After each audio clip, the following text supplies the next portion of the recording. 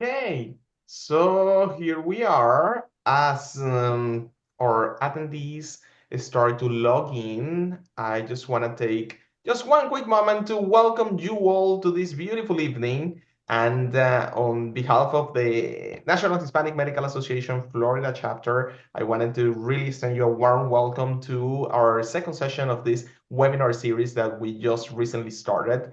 And today's session is focused on strategic mentorship and networking, a very engaging, important topic to all of us in different stages of our career, whether you're a student, a resident, an early career physician, an international medical graduate applying to residency. It doesn't matter, this is essential for all of us. And we are very happy to start these new webinar sessions, these educational sessions. We're going to be touching on a whole bunch of different topics over the next few weeks. And my name is Luis Isea. I'm an internal medicine physician and academic internist in AdventHealth Orlando here in Florida. And I'm here joined my co-chair in the Florida chapter for NHMA, Serguei Castaneda. Serguei. Hey, welcome, guys. Very excited to share, very excited to get to know you, and hopefully, we can give you some tips, some guidance, some instructions, some mentoring, hopefully, as part of the mentoring session. And we would like to really encourage people to connect to each other, connect to people they know, and connect to people they know.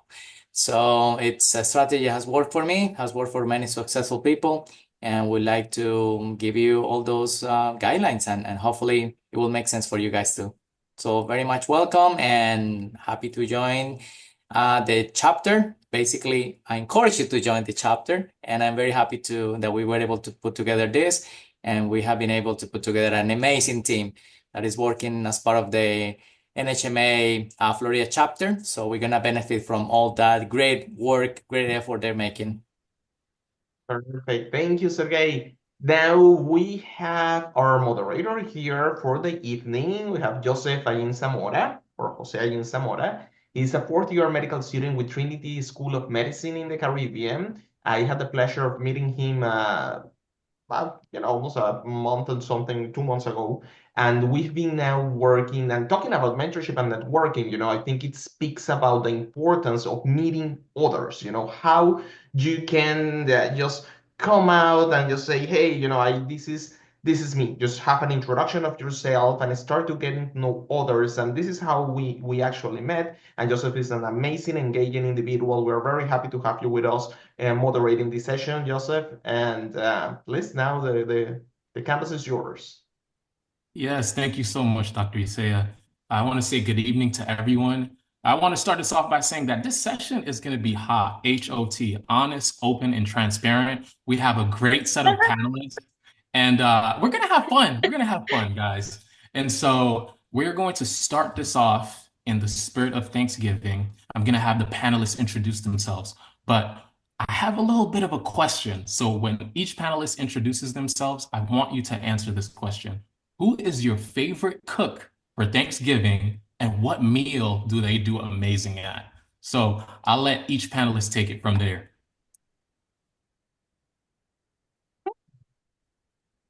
You want to start, Luis?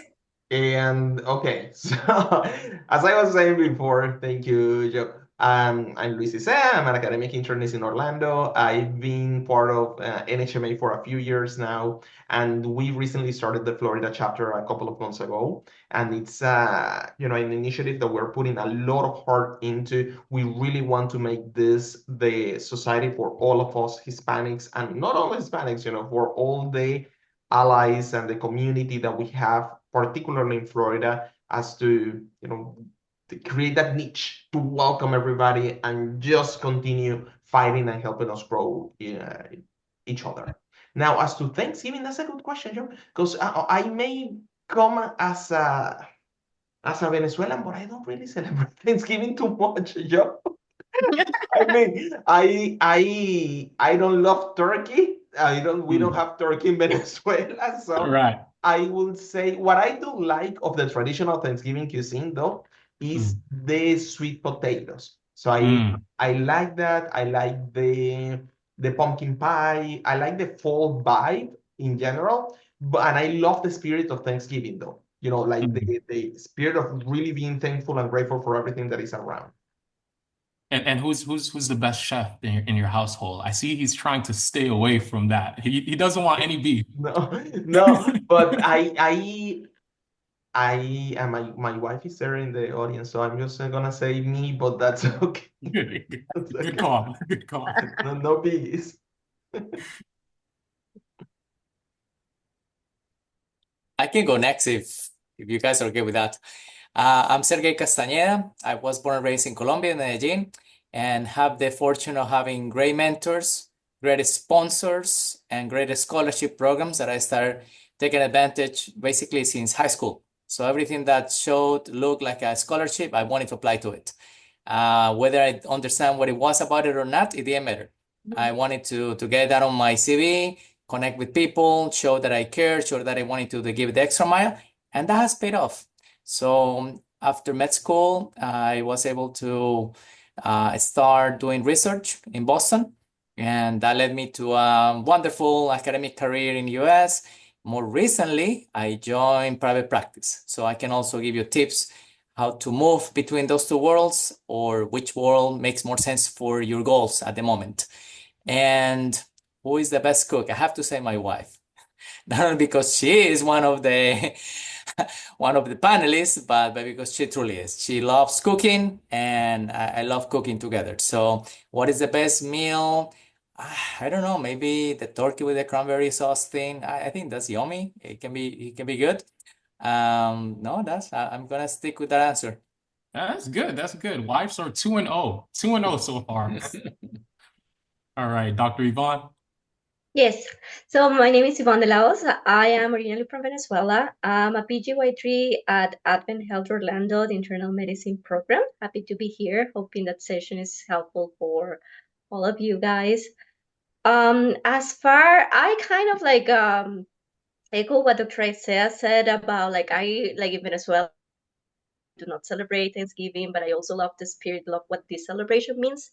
And to be honest, I have come to love some of the dishes that typically are cooked for Thanksgiving. I really like the cornmeal, like the corn pudding. The corn pudding I think it's very good. I love it. And as far as the best cook for Thanksgiving, I'm gonna give that to my husband. Yeah, it does Wow. a mac and cheese that is fire. The husbands are getting up there. 2-1. Dr. Lees. Yeah, absolutely. So I'm Daniel Lugo. I'm been fortunate to be part of this association alongside Dr. Isea and everyone else. I think it has a very beautiful cause, and I am a program director of an internal medicine residency program in Lakeland, in Florida. In terms of best cook, just to keep it nice and short, I will say that it's my mother-in-law. If I don't say that, yeah, might be in very serious trouble, and she's actually very close by. So, yeah, that's what I'm gonna There's say. a common theme going on here. Who is close by? Thank you so much, Dr. Lugo. Of course. And then it's me? Yes. Last but not Okay. least. Okay, so hi, my name is Dr. Veronica Zoghbi. You can call me Veronica. I am a pediatric anesthesiologist. I am originally from Venezuela. Then I trained in Philadelphia. So I came here trying to be a surgeon. So I wanted to be a robotic surgeon first, and then I transferred to anesthesia. So my pathway has been very interesting, and I have had the opportunity to have great mentors that have helped me transition, from one specialty to another.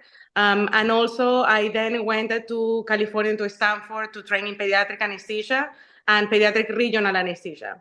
And now I became the director of PD Regional at the University of Miami, and I work for Jackson and Bascom Palmer. So for me, for the food that I like the most, as Luis was saying, we don't have Thanksgiving in Venezuela. But every time that we have these type of holidays, we do celebrate. My family is original from Lebanon, so my family sometimes cooks Lebanese. So that's the food that we actually will eat for some holidays, either Christmas or Thanksgiving. And I will say that the best cook in my house was my dad. He cooks amazing Lebanese food and paella. Ooh. Oh, that sounds good. Papaya sounds great. All right, so we want to thank all the panelists for giving a brief introduction. And so how this session is going to go on, we already have some preset questions, but we want to be very sensitive to the attendees. And so about 15 minutes until the session is going to end, we're going to open up Q&A, and we're going to select some questions for the panelists. All right, so at this point, we're going to go with the rapid round questions. So the first question is, what is the single most impactful mentorship moment in your career and why? Anyone could jump in. I can start with that question. Is that okay? I think, as I was saying, I transitioned from surgery to anesthesia. And I had one of my mentors when I was in this situation where I got interested in anesthesia, but I've been surgical all my life, right? My parents are surgeons. My mom is a plastic surgeon and my dad was a surgical oncologist. So coming here and doing a different specialty was hard, but at the same time I was very interested. So one of my mentors told me that I needed to be a good professional in any specialty that I would do. I didn't have to be a good surgeon. You are going to be a great professional in whatever specialty because that comes from you, from the way that you practice. And I think that really changed my pathway, and that was one of my inclinations to finally do the move. And I ended up transferring to anesthesia, and I have not regretted it one day. I have been extremely happy, and I have not got bored one day after I transitioned. So he did make a very, very impactful way in my career. That's actually a very beautiful story that talks about how mentorship can delineate your trajectory in life. And I do agree with most of what he said. Dr. Luis, would you like to I will jump in?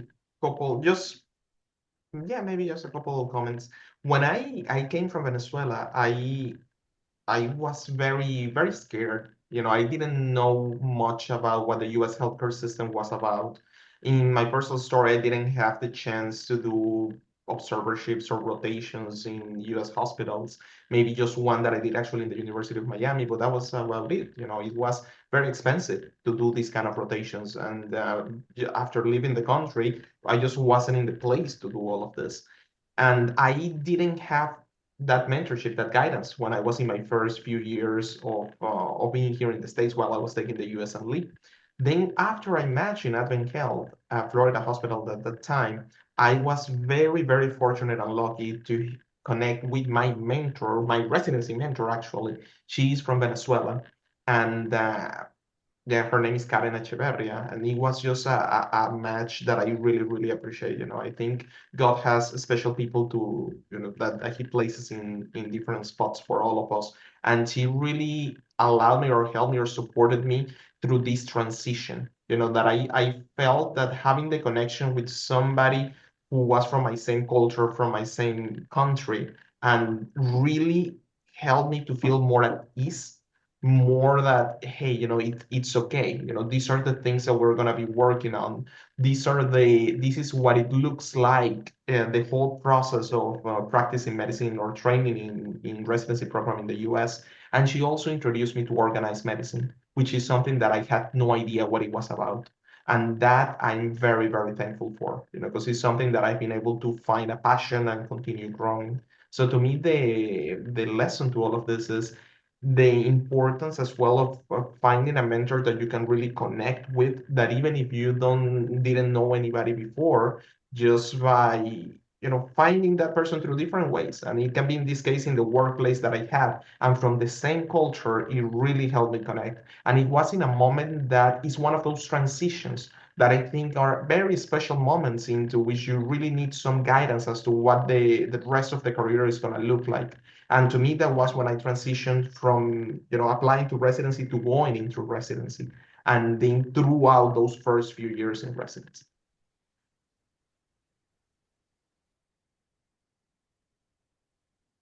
Yeah, I definitely can second with that. And that even ties into the other question that I'm going to ask, which is, what other qualities other than academics should you look for in a mentor? You mentioned that cultural sensitivity. And so what are these key qualities that mentees could look for in a mentor when they're searching for one? I Well, think oh, go ahead, please. no, no, go ahead.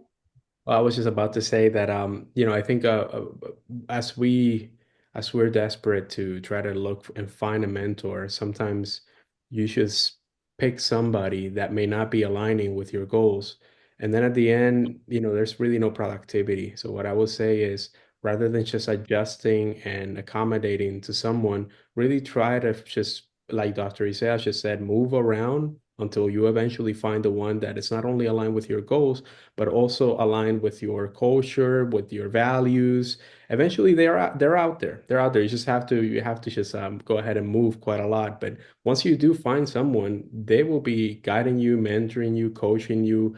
They will want your benefit. They will want anything that you actually are trying to accomplish. It would be very nice. So, for example, if you can find someone that is, let's say, for example, that you don't want to be a cardiologist. You don't want to be a cardiologist, but you get to meet somebody that happens to be a cardiologist and they happen to be a really good mentor. If they have the willingness, the passion, the perspective, all of these opportunities that you can go ahead and learn from, really take advantage of that, because at the end, it comes down to how willing they are to mentor you and support you. And I think that is sometimes, we go in and say, oh, I can't have him as my mentor because he's not really going into the path that I'm actually going. Don't limit yourself to that, because you're still going to be taking so much from so many people around you. So take opportunity of every single page that is thrown your way. Yeah, I just want to say kind of like I agree with everything Luis said. Um, the cultural background, it's important, but I think that you still can find mentors even though they don't have like your same cultural background. Like in my personal experience, I can say that before applying to residency, I found a job as a medical assistant, and I was working with an allergist, an immunologist specialist. And this is a specialty that I've never been interested in, but I happened to be in that place. And I did have in common with him that he was also an IMG, and that he went through this process of like coming to the US and applying for residency. He did it like 20 to 30 years ago. And I was in that process of taking the steps and all of that. So he was a big support and mentor for me during that period of time. So even though like he wasn't in the specialty or something that I am really interested in, um, he was able to provide a lot of like mentorship for me. And I would like to add something. I have a lot of mentors in my career, different levels, different ages, and different specialties. So you're going to find yourself in positions where you're going to find a mentor for how to get your work-life balance. You're going to have a mentor on how to be academic, and the person that you can actually brainstorm your ideas with, and it's the person that is making you grow in your academic career. You're going to have mentors that is going to help you navigate difficult situations in the workplace, right? Like toxicity or burned out, or so you're going to find those people, and it's okay to have several mentors. I actually encourage you to have a lot of mentors, because you're going to be able to develop and ask the strength of that person that is helping you navigate different phases of your life. And also, when you're a junior attending, you're going to have senior attendings being your mentors. So at every stage of your career, you're going to require mentors, and it's usually more than one. I I piggybacking 100% on agree that, with you. Vero, sorry. That's a very, very important comment, guys. So you can have as many mentors, as you find the need for and the connection for. So it's not about finding, we are all individuals, right? So we shine and in certain areas, and you may find that the person that you are learning from is great for this special topic, and you need another one for a different thing. And it's just about surrounding yourself with that team, your people, to put it like that. And I will make based on your question, Joseph, a difference between what a mentor means and a sponsor means. Because they are two different things, right? A mentor is the person that really gets to know you, who knows who you are, who can really understand your value, your skills, and then can help you navigate the rest of your career in certain areas based on their experience and how you are, and how they know you. So saying, okay, Joseph, you're very good for advocacy. So I want to explore that with you and help you navigate the whole process. Or you are very good for, I don't know, it may be anesthesiologist and the clinical aspect of this, so I'm going to help you open these doors, etc. Now, a sponsor, that is, they are both very important things and they come with different skills. So a sponsor is that person that that you also establish a good bond with, and they have the connections to help you open doors that will allow you to continue working or advance or moving forward in your career. Now, the mentorship relation, I think it is probably maybe in one of your questions later, but it's something to talk about, that it's really important, and it's not a relationship that is a one call kind of thing that is just, yeah, I send an email, etc. It really requires, it's like a physician-patient relationship in that sense. It really requires a rapport, a connection, a back and forth. It's a commitment to it, from both sides. Agreed, agreed.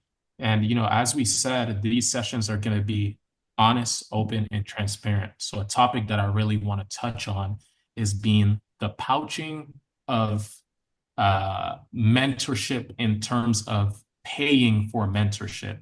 So if any of the panelists could talk on this, is it advised for IMGs to pay for mentors? I'd like to tackle that one. I have not paid for mentors, so that's news to me, right? But I can relate that is very, very, very close to is finding coaches, which I have paid for them.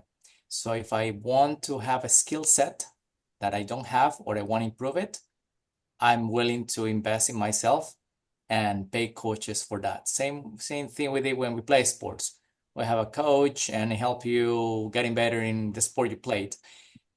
Same happens with life, same happens with career, same happens with any aspect of your life, your marriage, for instance. So if you find good models and they have the skill set you need and you have the ability, the chance, right, the resources to pay for it, I see nothing wrong with it. Mentors, I don't know, it sounds to me a little bit more, I don't know, a little bit more philanthropic. I don't know. Maybe that's how I see the world. I don't know. I have never heard about paying mentors. Have you guys, Luis or the other Luis, Daniel?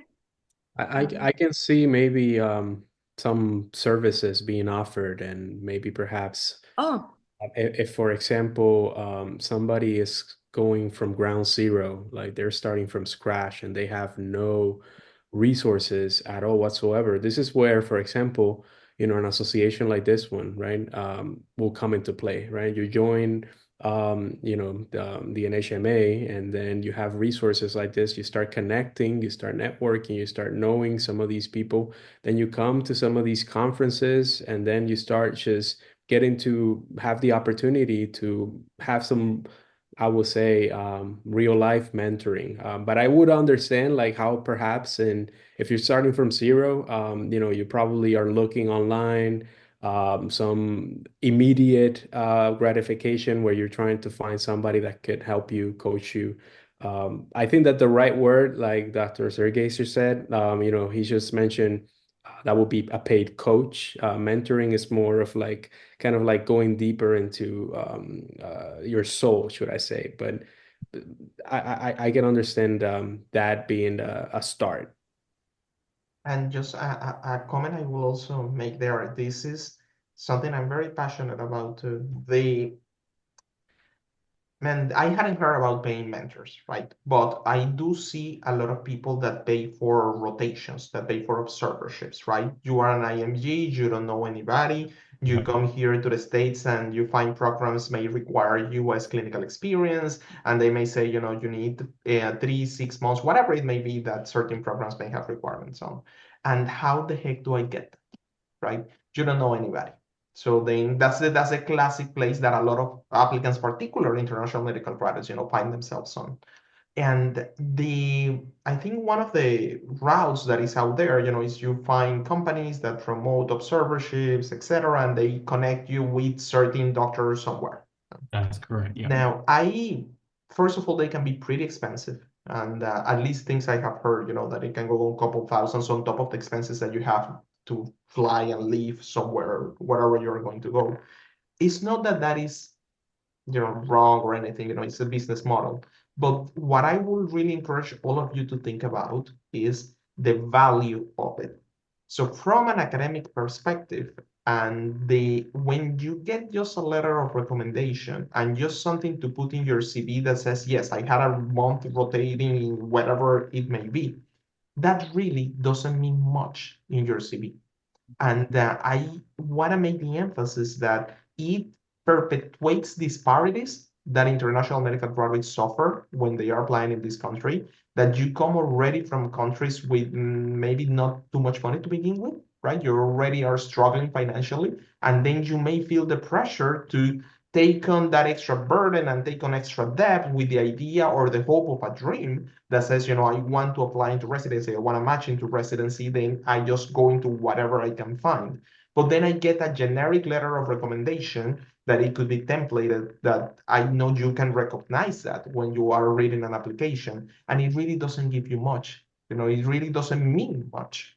Now, the difference between what Daniel was mentioning is when you find a group of people, an association, organized medicine, in which you're going to find a lot of people, because there are different types of associations, smaller, larger. We are here a smaller group, but very passionate people. That means you can start going to these events, you can start going to conferences, webinars, etc., and you put yourself out there. And then you go around and say, hey, this is me. I need help with this and this and that. And that is not easy. No, of course it's not easy, because many of us may feel a bit shy and just more like, it's something that you have to get yourself familiarized with. But something to encourage you all is, remember, it's not about how many people you interact with or how many things, how many people you ask for help or how many emails you send. You need just 1, 2 people that really want to get to know you and take the time to sit down with you. It's not about having 30 people that say, yeah, come here, do whatever, if the connection is not really there. And I think honestly that's the best way to approach mentorship and get mentorship. Not really going forward and trying to subscribe to a service or pay for a service. And I do agree with what Serguei mentioned about coaches. That's a different thing, and it comes at a different stage in your career, or if your financial position is better or your particular need is different. Thank you. Thank you also for differentiating for our attendees the difference between coaches and mentors and those different services. This question is more tailored to Dr. Ivonne and Dr. Veronica, but all the panelists feel free to answer if you have some advice on this.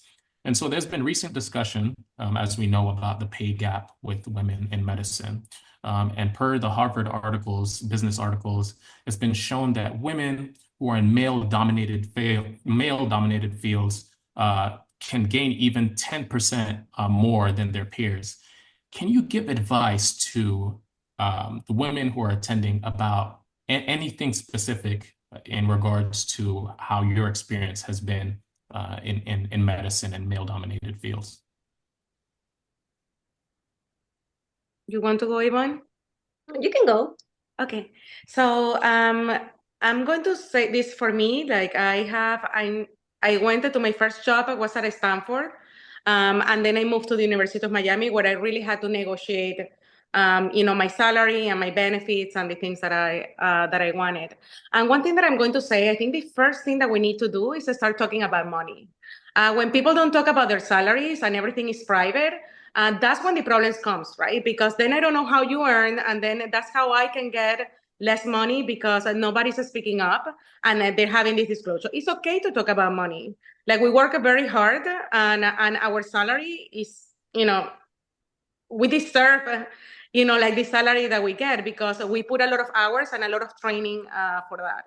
And I always encourage all the females. I ask my friends. So the first thing that I will tell you is talk to your friends and be direct and say, hey, how much are they offering? They're offering me this, and you can disclose what they're offering you. So people can advise you and say, hey, that's not enough. That's not what they did to me. Or in other places, this is what they're offering. That way you can actually have data to negotiate. And that's what I did. When I negotiated my salary at the University of Miami, I was a very strong negotiator because they were not offering me what I wanted at the time. And I negotiated this to make my salary and my benefits more appealing. And if they cannot pay you what you want, you can always negotiate benefits that will get you what you want. For example, you can ask for academic days. You can ask for different payments for help with your research. So those are the type of benefits that, even though they're not money, they're going to be something that is going to help in your career, because academic time help you with promotion, and promotion will help you get more money. So yeah, that's true. Like nowadays, we do have like a decrease in salary for the females, but I think it's up to us to disclose the salary that we get, to make sure that all the people around us, can help us get to that gap. Yeah, I just want to tag along. So I haven't been in that position or like negotiating, but I do know cases of people that, let's say, like they're a couple and like the husband is being offered more money than the wife, and for like the same kind of job. So I think that's something that, yeah, like we should be talking about, because it's not fair, and it's something that like also like a male physicians should like kind of like also speak up and kind of like disclose their information, because it's just not fair, like women get paid less. um but like I'm in internal medicine. I wouldn't say internal medicine is a male dominated field. I have felt in certain specialties that kind of like sometimes they there is like a different type of like way how they address you when you're a female than when you're a male. And I think that's something that I don't know why it's still happening, but you still see it. And I think it's something that as society is something that should be changing, and hopefully with time it will. But sadly, there is still those differences. Thank you. Thank you both for speaking up about that. Is there any other panelists that would like to say something? If not, I'll be moving on to the next question. Yeah, I think both answered that immaculately. And so I just want to add something, and I think that's also very important, like for women, if you can find women mentors, yes, that's also very helpful, because you can also learn through their experiences. Yeah, and when I started, and this is what I was telling you about disclosing. When I first started looking for a job and I was, reviewing my contracts, I reached out to my friends, right? And it can be mentors. I reach out to my senior mentors to make sure that I was being paid fairly, and I reach out to my friends. And so that's what I advise you to do. Just disclose and ask for help, and make sure that everybody, can give you their input. Some of them are going to be helpful, some of them aren't, but at least you're going to know what is out there so you can compare. I agree.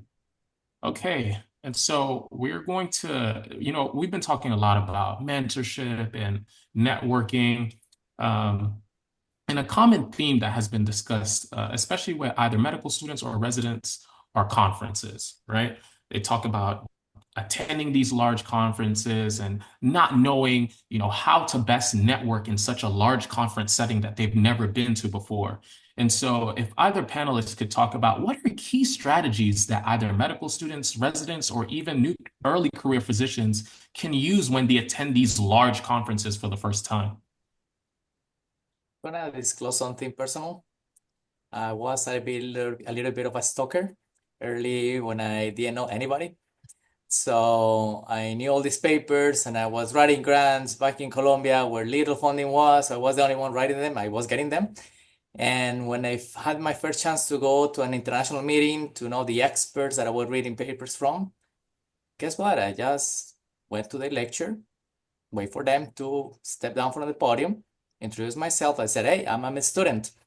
This is my research project. Can you help me? That only worked 1 out of 10 times. but the one that helped me allowed me to get the next grant and the next paper. And so not letting yourself to stay in your lane and being out there, expose yourself to rejection, it's okay. And I'm moving fast forward, 20 years. I have participated in large associations, maybe not as large as AMA, but Astro in the meetings is around 17,000 attendees around the world. So it's a big meeting, hard to navigate. Compare that to ACRO, the American College of Radiation Oncology, only 80, 90 people. So I went to both early in my residency, and I get benefit from both. Because in one, you have that feeling of people are making a difference in the field, and in the other one, you have access to them in a more personal level. So I would say there is nothing wrong with go to big meetings and meet people, be out there. Be mindful that it can be overwhelming. It's impossible to be in every single session at the same time and meet every single person that goes to a meeting. But being out there and expose yourself, I think, is a way to go no matter of the type of meeting. But also, I'm going to say Sergei is my husband, and he's an extrovert. I am more introverted.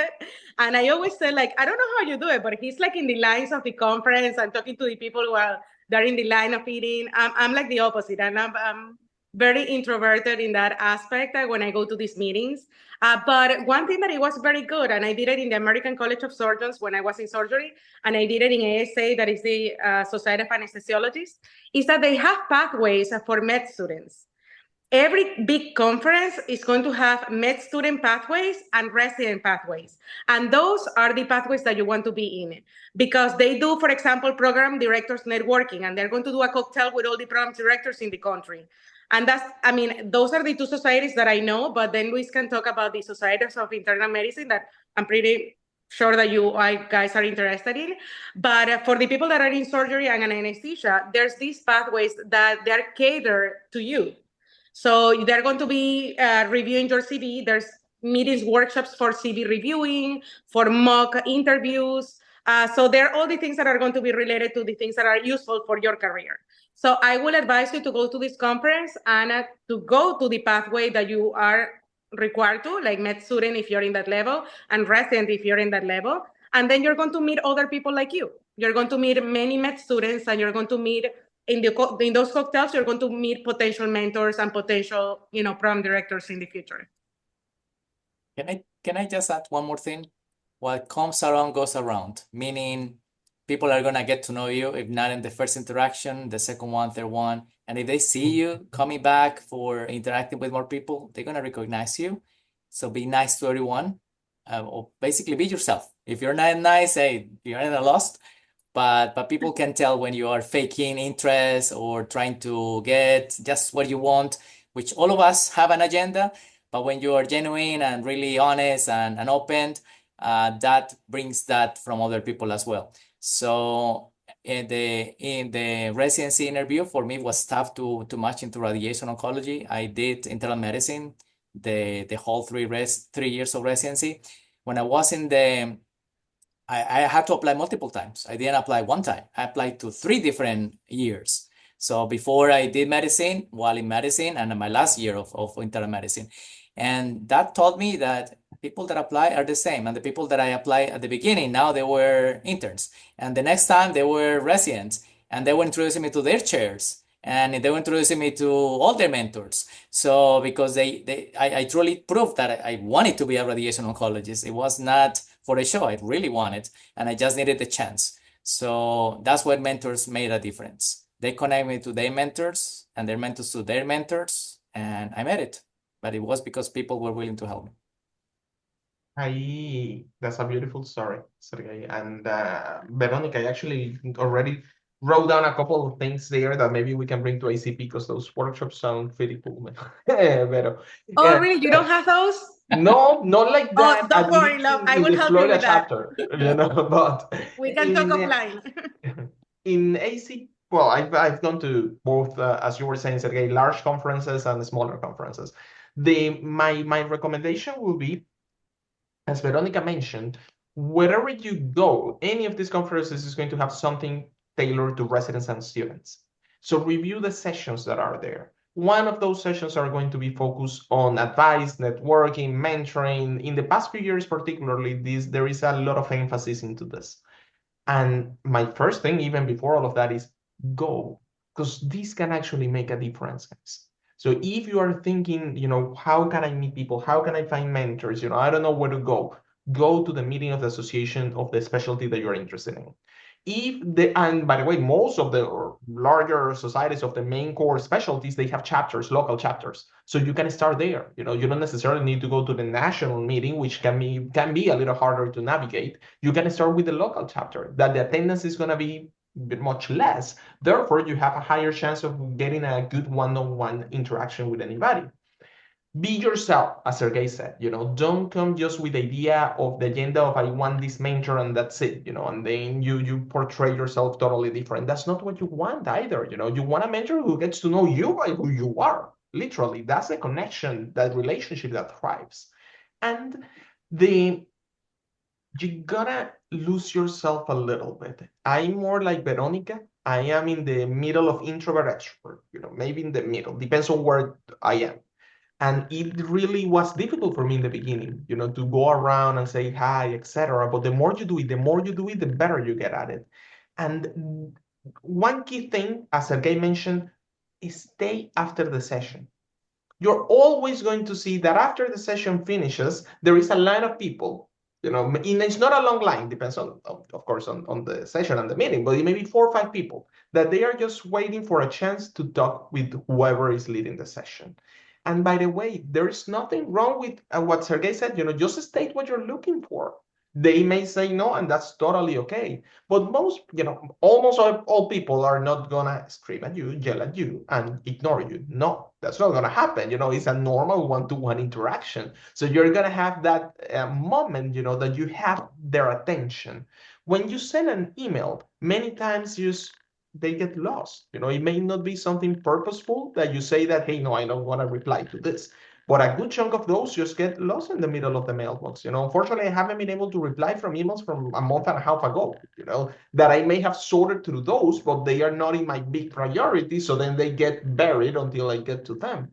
So don't take that personal, just keep going, keep insistent. And my comparison of the email is that you have the person's attention at that moment.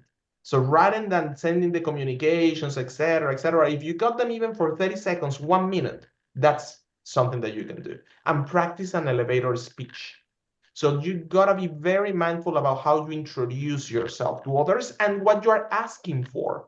Because if you just ask a general question, I need a mentor, can you be my mentor?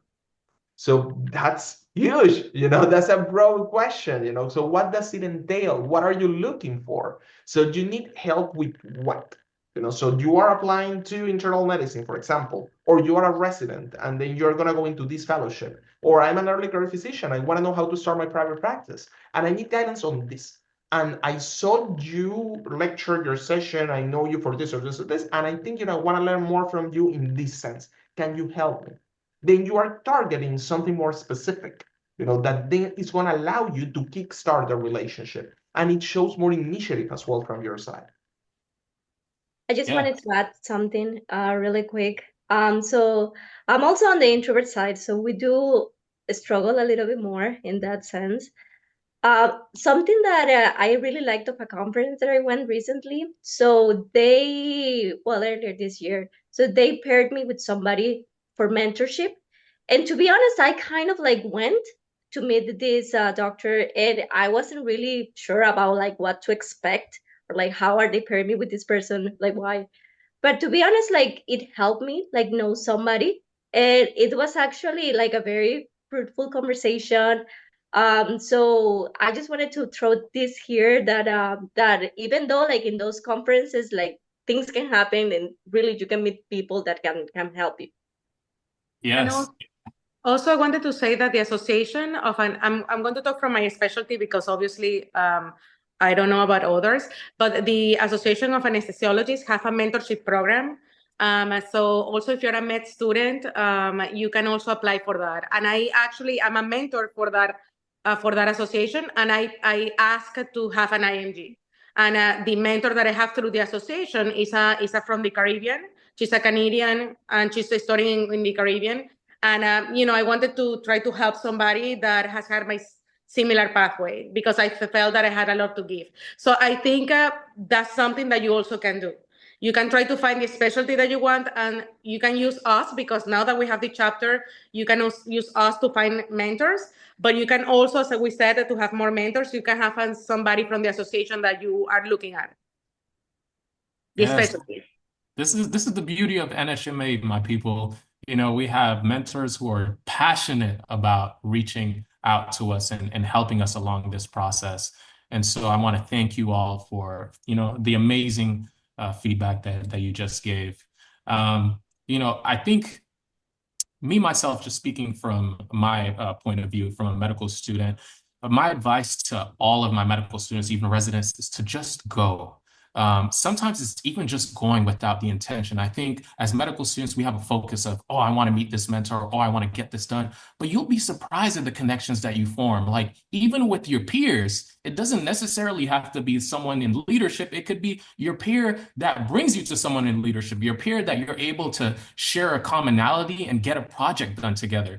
And so, something that was amazing at the ACP Florida chapter meeting is, number one, they actually did a bingo game where you had to go to each stall and ask a question. And I was able to, meet four amazing people that these are going to be my lifelong friends. And so that's something that I do advise everyone is, if you're shy, if you're doubting yourself, just go, because you'll be surprised. Everyone there is probably shy and doubting themselves, and so you can have that commonality. And also, may I add something what Joseph was saying? One thing that you can do also, if you meet more med students that they're doing the same as you, some of you are going to apply to the same residency. And one thing that happened to me during my interview trail is that I will meet similar people. And whenever you start doing friends during your interview season, you feel more comfortable, because now you feel like part of, like the team, and then start easing off the stress of the interview process. So you're going to meet like a lot of people on the way that they're doing the same thing as you. So you're going to meet them everywhere, in different places. So that's something that is very useful too. Thank you so much. Dr. Lugo and Dr. Isea, this question is specifically for both of you because you had mentioned it earlier in this session, but I want to touch on burnout. I wanted to touch on the relationship between burnout as a mentee and recognizing burnout in a mentor. A lot of times, students like ourselves, we're so hyper-focused on, oh, I need this connection, I need this and that, and we overextend ourselves and agree to multiple mentorship relationships. And so can you speak on that? And can you also speak on the side of the mentor? When can a mentee recognize that, hey, my mentor is burnt out right now. This may be a time for me to pivot. Or what advice can you give on that? I think one of the biggest issues with burnout is not understanding one's limits. Sometimes, like, you just start becoming a yes person, and then at the beginning, because you just want to impress or you want to go ahead and not disappoint, you just start taking more and more and more tasks. And as those tasks go in, then the pressure goes in. And then as the pressure goes in, then you just get trapped into this cycle that is just never ending. I think understanding that you have to set limits, you have to understand your limits, and hopefully go ahead and have somebody help you know yourself better too. I think that's actually a big part of oneself. In terms of talking about identifying the burnout in a mentor, I'm going to pass that one to Dr. Isea because he's a mentor of mine myself. So, Dr. Isea. You're so kind, man. When you are, let's say, in that relationship, echoing what Danielle was saying, as a mentor side of things, and I can speak about this, but I don't practice this very well. That yes, I'm a person that likes to give a lot. But then it's because particularly the mentor-mentee relationship, it really fuels me. I really love it. I'm very passionate about the importance of it, and I get nurtured by it. But then it does take time. And I am particularly a person that really wants to do things the right way once you commit to it. And it can be exhausting and just what Daniel was saying, trying to analyze yourself and say, where your priorities are, how are you balancing things, and always knowing that you are giving yourself to others. So, and that doesn't happen not only at the stage, I'm an early career physician, but also happens if you're a student mentoring others, if you're a resident mentoring students, et cetera, et cetera. Just knowing that you this is something, when you tell someone he's my mentor, that means something, and that should mean something. So see that in both ways, as a mentor to the mentee, the if you find a moment, that hey, I'm not in a good place right now, be very open and honest with your mentee, and say, at this moment, I cannot help you with this, but you know what? I know someone that you can reach out to, because you are going to have, probably you're going to have those connections, maybe he can help you at this moment because I'm just, in the middle of a lot of things. And some, by the way, also some of your mentees may eventually become also good friends of you. So then also don't feel free to reach out if you need any kind of support there as well. Now, as to the mentee mentor, when you start noticing maybe that the relationship is not flowing as usual, just like if you had a colleague, that you notice that they are not as engaged as they used to be.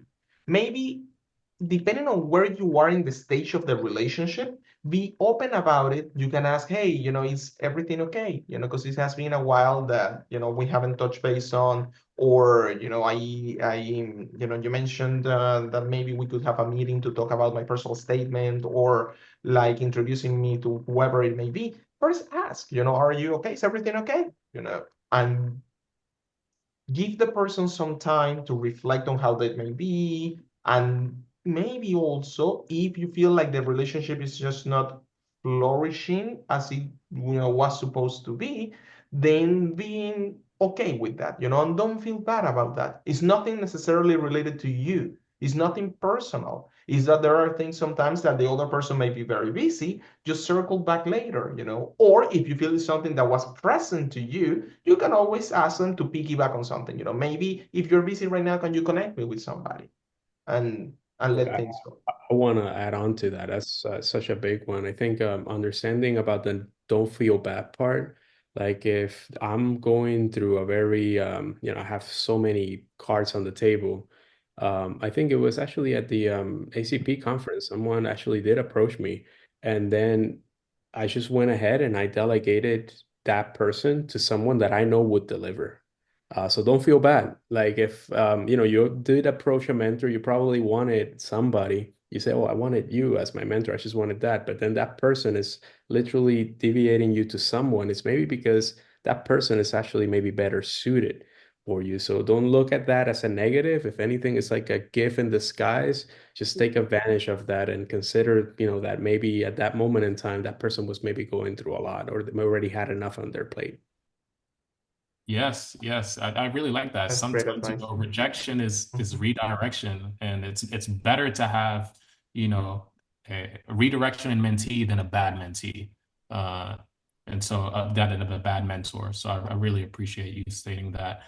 At this time, I did not see any questions in our Q&A box. I wanted to give, the There are some in the chat. No, I think there no. was just a specific question from Jose to Veronica that you can reply, Vero. I think you put that you send that message only to the panelist, so he wasn't able to see. Oh, I'm so sorry. I just sent you my email.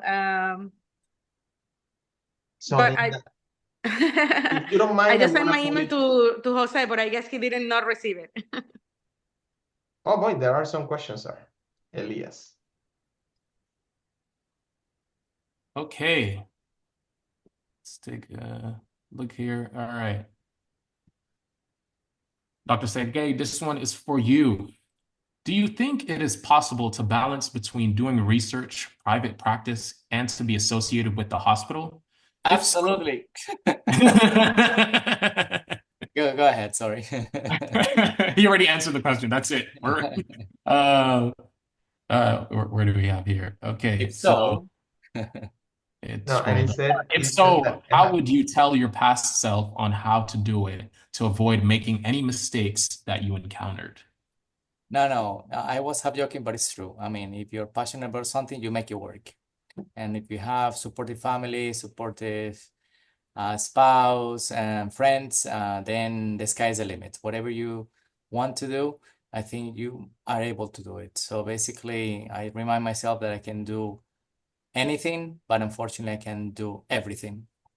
So set yourself limits and keep it realistic.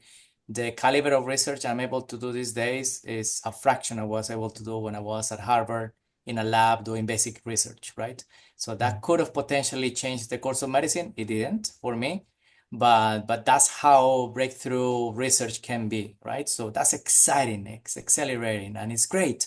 And I get to learn that, and I get to interact with lots of great people. But now it makes more sense for me to do research in global health because that's where my passion lies. And I want to make access to cancer care to everyone, high quality care to everyone, no matter where you are in the world. So that would be great. That's a big dream. But if I can help a small community achieving partially that goal, then it will be fruitful. And if you can do research around that and teaching and mentoring and networking, then it's very fulfilling. Private practice is not that different to academic medicine. Lots of interesting challenges. It's just a different model, and then probably you're more in tune with business. But it's not a bad thing. If you are very successful in business and you know well medicine, you're gonna be doing well in academia as well. So some of the skills are interchangeable between fields and between type of practices. Being an employee, nothing wrong about it. Working for yourself, nothing wrong about it. It depends what is important for you at the stage of the career that you are. So yeah, I want to get something that I learned from some of my mentors and coaches, and it has to do with we always look for balance. And you know what? I don't think that's the goal. It's to have a healthy imbalance, meaning you know that at points you're gonna be committed to that project, that one thing that is gonna propel your career. That's okay. Let people know around you that you're gonna be committed for a little while to that. And then be more mindful that, yeah, you need to give back to your spouse, to your kids if you have them, to your pets if you have them, to family members if you have them. So it's okay to be in balance from time to time. What is probably not okay is always be in balance and neglect yourself and neglect your family and neglect your friends, right? So it cannot take that turn. But I honestly, maybe I'm failing at that, but I'm not aiming for balance.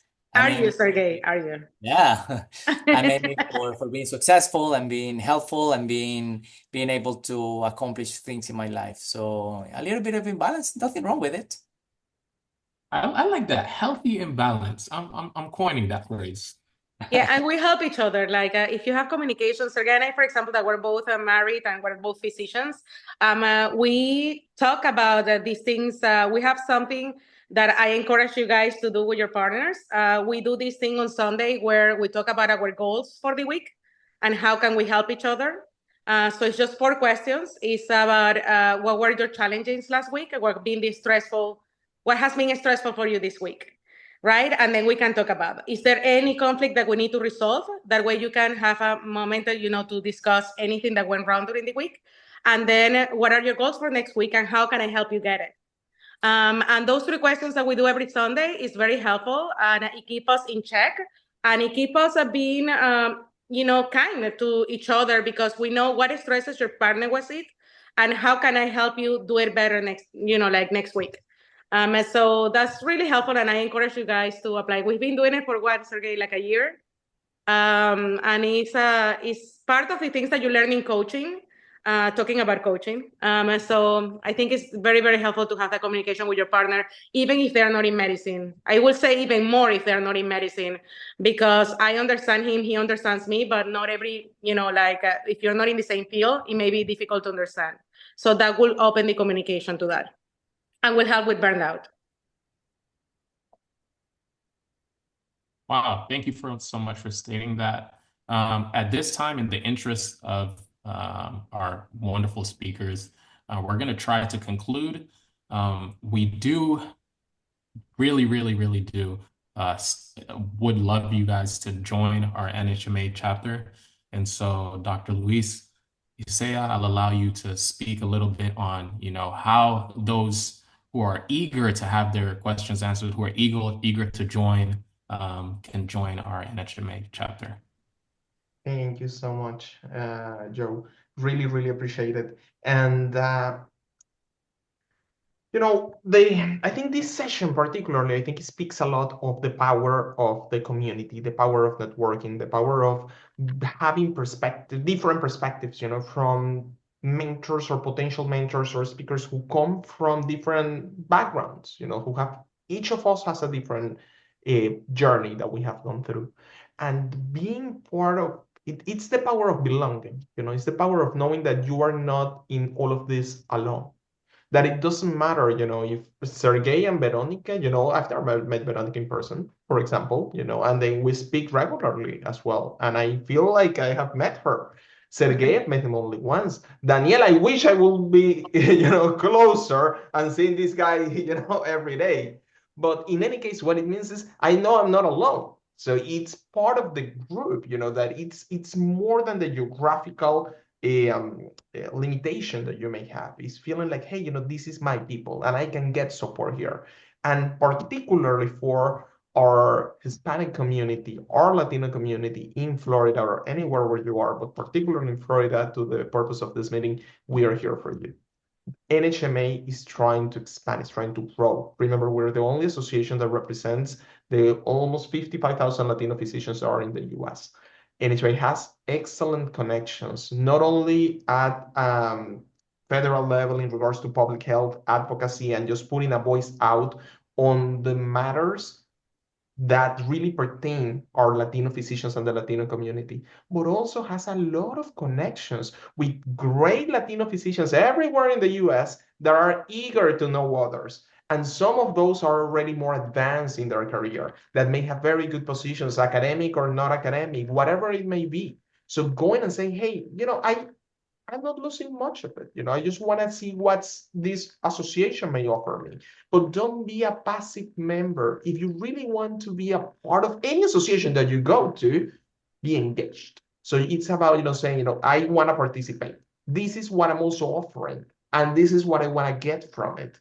So in our chapter, we're small, we're just starting. Therefore, there are a lot of opportunities. So we do encourage you to please join the chapter. You can do that particularly if you live in Florida or if you put a Florida address in the application to NHMA. You can go to www.nhmamd.org. You're going to find information about how to become a member over there in individual membership. The membership is fairly affordable. If you are an IMG, particularly if you are outside of the US, the price is very, very affordable. If you're a medical student, it's only $20 a year. If you're a resident, it's about $50 a year. Early career physicians is a bit more. But more than that, when you apply, remember to select Florida chapter in the application and then stay in touch with us. So I'm going to put my email over here.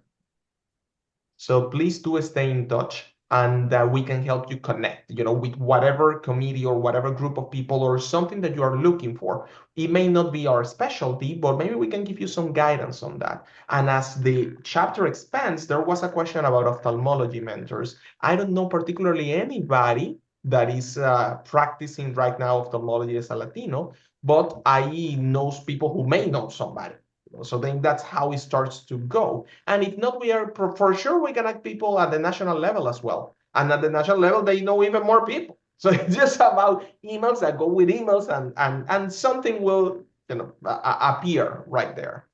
The last thing I will say, remember, please, you matter, and what you're doing, regardless of whatever you are, a student, an IMG, a resident, what you're doing is working hard, and your voice matters as a Latino. You are part of a community that needs help. We need more representation in this country. As we say, 6% is not enough. We only have 6% of Latino physicians in the US, and we have 20, almost now going, depending on the state, to 25% of the community are Latinos. It's a gap that we have to bridge. It's a gap that we have to actively work on trying to close. And Jaime, just a last thing, as you said that question over there, and clinical research is an important factor, clinical research opportunity. Send those questions along, and we're going to help you answer those questions. And in-person meetings, Andres, yes, so that is a goal, yes. The idea is we are planning hopefully something towards the end of December. If not, then it will be a little later, but the initial plan is to host something on December 21st. We are working on squaring those details, so all of that information is going to be in our social media. Follow us on Instagram, NHMA Florida, the National Association NHMA MD. I'm going to put that here in the chat. I'm sorry that I'm taking so much time, but NHMA Florida is right here. And you're going to have all of the information over there. And hopefully we can meet each other this year. Yeah, let's make it happen. Let's make it happen, guys. Let's get excited and everybody comes to this meeting. Just keep in touch. So whenever we know the exact date, we will send you a safety date. But we really want to meet each other and start that networking. So maybe we can find some potential mentors. Imagine that's a teaser. This is online, man. In person, it's way better. Okay. Well, guys, thank you. Thank you so much. And one last comment here as to future webinars, Giselle. Yes, go to NHMA Florida. We have a whole session happening. There is another one happening next week on COVID-19 and insights on the changes in management in 2024. And then from then on, we're doing a series on women's health, then a series on mental health. And there are a lot of things on educational components that we're really working on putting together. So thank you. Lugo, thank you so much. Daniela, appreciate it. Serguei, Ivonne, Veronica, and Thank you. thank you so much. Thanks. Joseph, great moderator. I love it. Yes, thank you. Absolutely. And I love the hot. I love the hot. All right. Good night. This webinar is recorded and will be hosted in the YouTube channel of the association, by the way. You're going to find that in NHMA. When you go to NHMA Florida, you're going to be able to find the link starting tomorrow. And our Instagram. Our Instagram. Follow our Instagram. Bye, everybody. Bye. Bye.